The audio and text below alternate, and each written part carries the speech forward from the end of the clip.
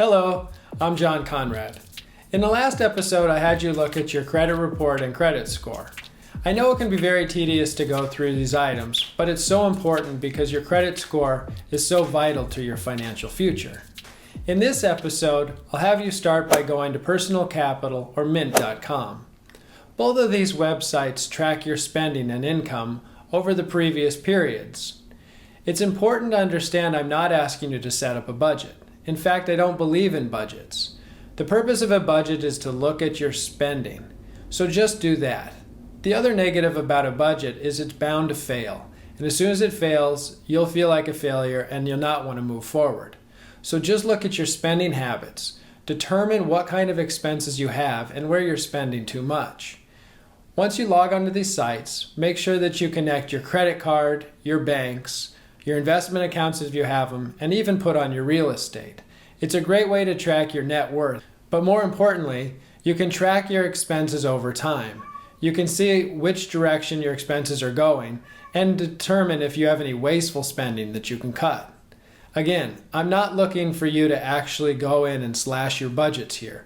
We're just trying to figure out where you are financially. But it's not a bad idea to look through the expenses and determine if there's anything that's completely wasteful. For example, a number of times I'll find a magazine subscription that I don't use, or I look and see that I'm spending a lot more for a phone bill than I wanted to. So it's easy to cut it now. So just do that. But really what we're looking for is to establish a baseline so that you can move forward and track your spending in the future. To date, I've assumed that you have a checking account, but if you don't, it's important that you start to set one up. It doesn't matter what checking account you use. I use Chase. I've also used US Bank and Huntington Bank. They're all perfectly fine. Just make sure that whatever you choose, they don't have any monthly fees. There's also a number of banks that'll offer little extras, like free cashier's checks. That's why I use Chase, and it's very advantageous for me. But the important part is to make sure that you either put enough money into the account so that you don't have to pay a monthly fee, or you can set up direct deposit in many cases, and you don't have to worry about a minimum account balance, and you'll still have zero fees. The next step that I'll have you do is to log on to creditkarma.com and find a credit card that you have a high success rate of obtaining. Again, it's not important to get a credit card here. What's important is we want to start establishing your credit so that your credit score can go up. So the important thing is to get a credit card and pay it off each month. Never miss a payment. For those of you who do not have good credit, you can obtain what's called a secured credit card. It's a credit card, but it has often a very low balance, somewhere in the neighborhood of $100 or $200, and requires you to put money up front. Sometimes $50, but it can be as high as $200. Again, make sure that you pay in full every month any charges that you make. Do make a few charges and keep the active account. What's important is to show the credit card companies that you're a responsible spender and that you repay the debt you owe. Over time, you won't be required to have the secured part of a credit card. But it's important for everyone to understand, even if you have a credit card, use it like cash.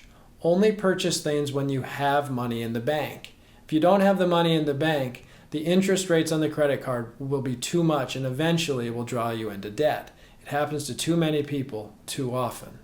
And one other small detail. A lot of people think that they can have a prepaid credit card or a debit card.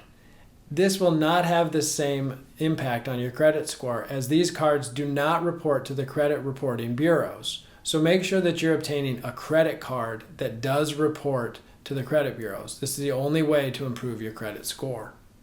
The next step will be to set up a traditional IRA and Roth IRA accounts. I would suggest that you set it up through a brokerage as there's more investment options and often the fees are much lower. I use Vanguard and Motif investments, but Fidelity and a number of others are also very good. We'll include a few links below. For now, it's important to understand that an individual can set up a Roth IRA and traditional IRA by themselves, and you can set up both of these accounts even if you have a 401k from work. And that'll bring me to your 401k from work.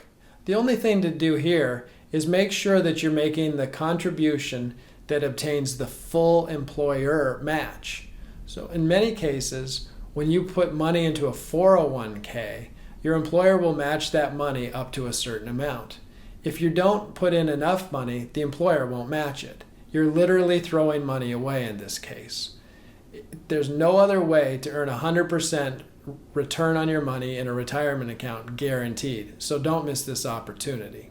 And another small point, a lot of people will say that they have a retirement account, but they won't realize that they actually have to invest the money in the retirement account. So an important part is I have not told you to fund any of these accounts. Later in another video, we'll discuss which accounts you should be putting money into and in which order. But for now, you just want to make sure that all these accounts are established and ready to go for when you do need to decide which account to put the money in. Also, once the money goes in, you'll then have to choose which investments to put your money. Don't just let them sit in the account or they'll just sit there earning no interest and not doing you much good.